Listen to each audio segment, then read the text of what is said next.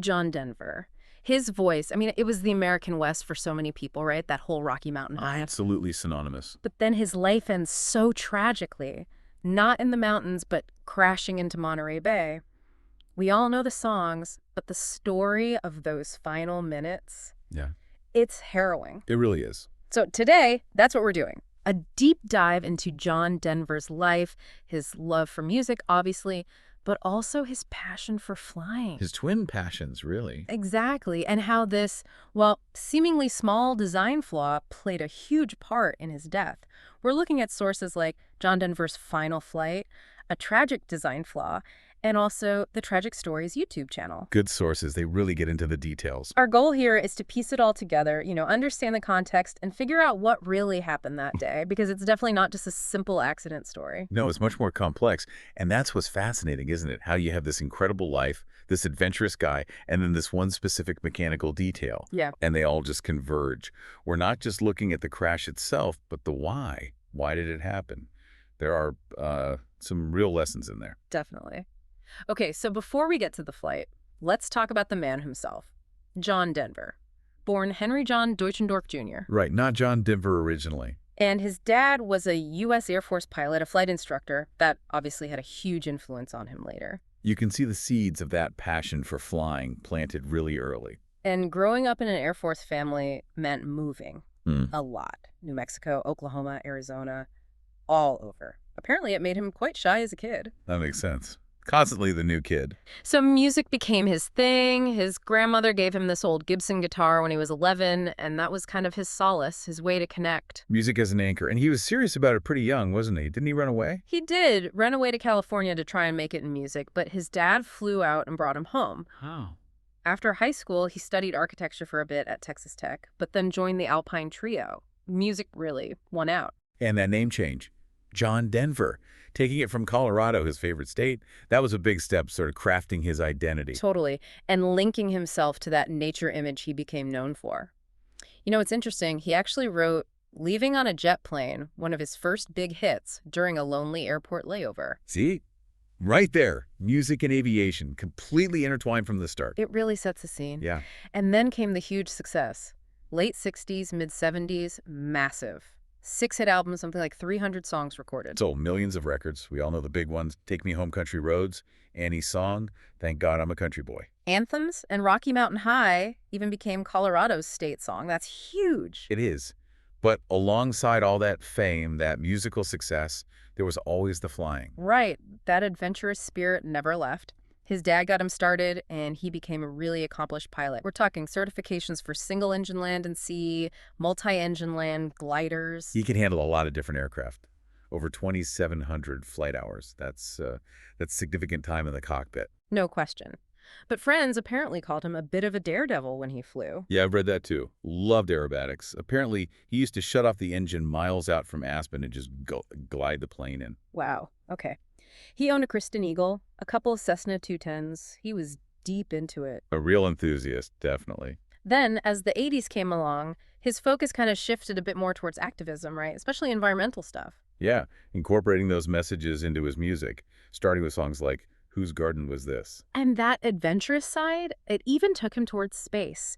He actually passed NASA's physical and mental exams to be an astronaut candidate. Which is incredible. And the irony, he didn't get selected for the Challenger mission. Which tragically exploded in '86. His rejection literally saved his life then. It's a really sobering thought, especially given how things ended later. But that drive for flight, for new experiences, it clearly never faded. No, it didn't. Which brings us to 1997. He's looking for a new thrill, as one source put it, and he finds this plane, the Rutan Long-EZ. Ah, yes, the Long-EZ, a home-built aircraft. That's key. Right. Known for its unique design, very efficient. The specific one was built back in '87 by someone in Texas. And because it's home-built, well, that allows for changes. And this is where the story takes that critical turn. This particular Long-EZ had a really crucial modification, and ultimately a fatal one. The fuel selector valve. Exactly. The thing that lets the pilot switch which fuel tank is feeding the engine. In this plane, the builder had moved it. It was positioned behind the pilot's left shoulder. Behind the shoulder. That sounds incredibly awkward. It was definitely not a standard placement. The idea apparently was Maybe to allow for longer flights without constant refueling stops, but ergonomically. Yeah, sounds like a nightmare mid-flight. So John sees this plane, though, and he's just captivated. Love at first sight, apparently. He bought it pretty quickly. September 27, 1997, paid $56,000, had plans to repaint it, give it a new registration number, N555JD. And the owner told him it was in great shape. No issues. That's what was said. Great shape, no mechanical problems. But that valve, That valve placement, it's the elephant in the room, or I guess the cockpit. it really is. Hmm. Because that single design choice, made by the builder years before, created this huge challenge. It shows the potential complexities, even dangers, with home-built planes where modifications might not get the same scrutiny as factory designs. So just before the accident, on Saturday, October 11th, John takes the plane up for a test flight. He's got a flight instructor with him. Right. They went to the paint shop, did some checks, did a couple of touch-and-go landings. And they specifically went over the systems, paying attention to that weirdly placed fuel valve. Yeah, they discussed it. The instructor apparently gave the plane a thumbs up overall. But John knew it was awkward to reach. Oh, yeah. He mentioned it was a challenge. He even said his plan was to use the autopilot before trying to reach back and switch tanks. And importantly, he actually already started the process to get the valve moved back to a normal position. So he knew it was a problem, and he was taking steps to fix it. That adds another layer to the tragedy. It really does. He was aware. Okay, so the very next day, Sunday, October 12th, 1997. Beautiful day in Monterey, California. Clear skies, light winds, perfect flying weather. Textbook conditions. John had played golf with friends earlier. Then he heads to the Monterey Peninsula Airport. He does his pre-flight checks. It's around 5 p.m. Now, this is important. The fuel situation. The right wing tank was less than half full.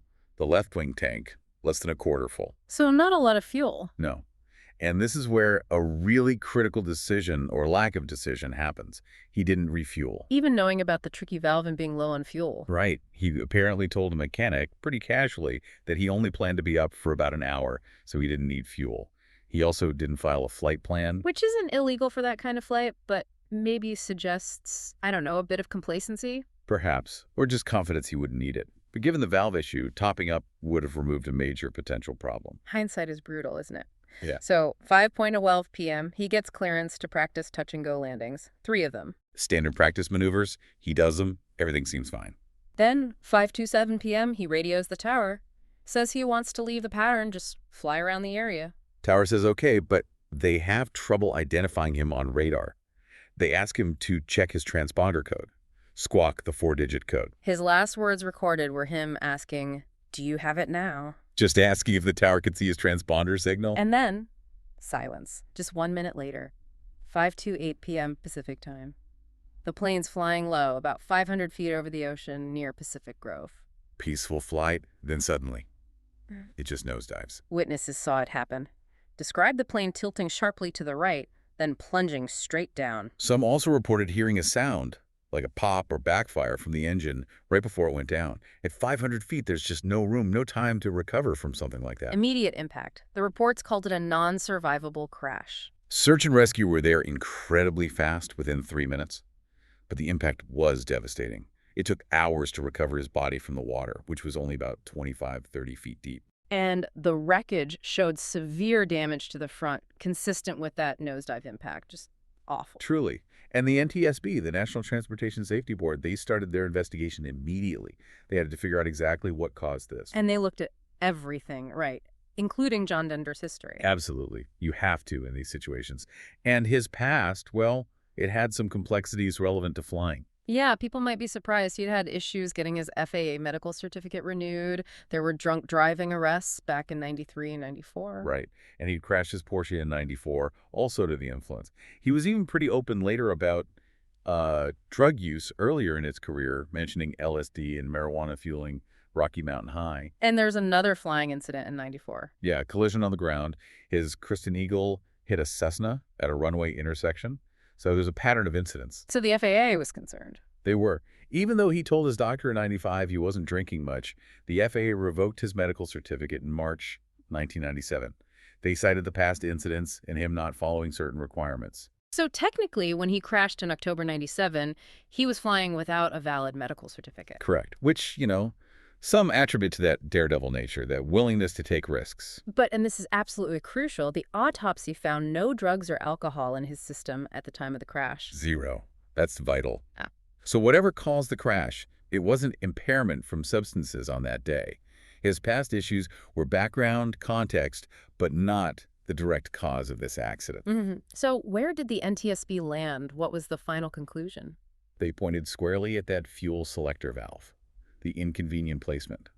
They concluded that was the source of the fatal distraction. The theory being he ran low on fuel in one tank. Exactly. He likely realized he needed to switch tanks. And to do that, he had to deal with that terribly placed valve. Remind us just how hard that was to reach. Okay, picture it. You're piloting. You have to take your hand off the main control stick. Then you likely have to release your shoulder harness, sort of unbuckle slightly Woof. while flying. Then twist your whole upper body about 90 degrees to the left to even reach the handle behind your shoulder. And then physically turn it. It's incredibly awkward and distracting. That sounds unbelievably dangerous to attempt, especially flying low. Extremely. So the NTSB's theory is, as he's doing this contortion act, trying to reach the valve, he inadvertently pressed down on the right rudder pedal with his foot, Which would make the plane. veer sharply to the right. And because his hand is off the main stick, and he's likely twisted and unstable, he loses control.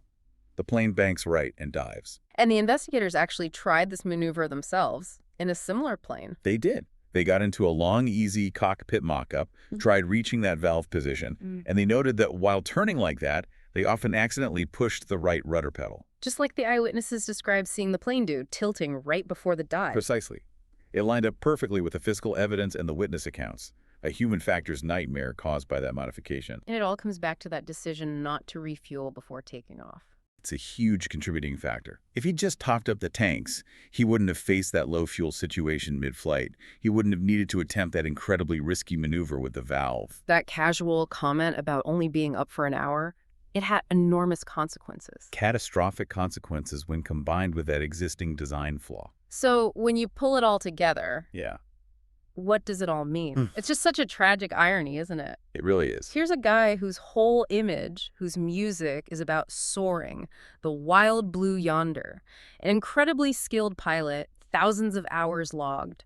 And his life ends not in some graceful flight, but in this frantic, desperate struggle just a few hundred feet above the water. Caught between the sky he loved and this simple, almost mundane mechanical placement issue, a human factor's failure. It wasn't a gentle end. It was a terrifying, out-of-control fall. He was only 53. Such a loss. And what's really stark here, I think, is how unforgiving aviation can be.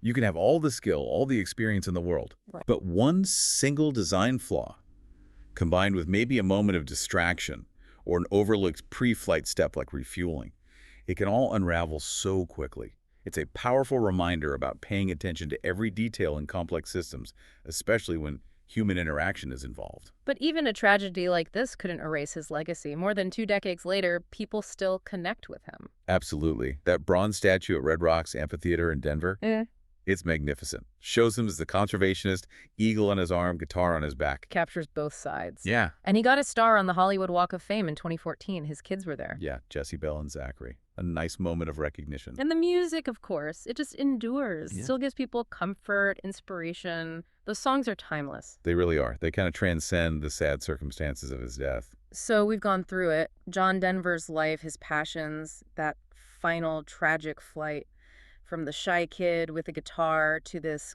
global icon, this skilled pilot activist. It's a story of incredible highs. And then this sudden, preventable fall. Yeah. It really hits home how even for someone so accomplished, focused on their passion, one overlooked detail, one unforeseen flaw can change everything. It's a sobering thought, and maybe something for you listening to consider. As you go about your own life, your work, your hobbies, think about this. Are there any small, inconvenient things, any little shortcuts you take? Fuel selector valves in your own life, so to speak. Exactly. Things that seem minor, but if ignored, or if circumstances line up just wrong, could they potentially throw you off course? What needs your full attention? That's a really powerful thought to end on. Until next time, keep exploring, keep asking questions, and keep making those crucial connections.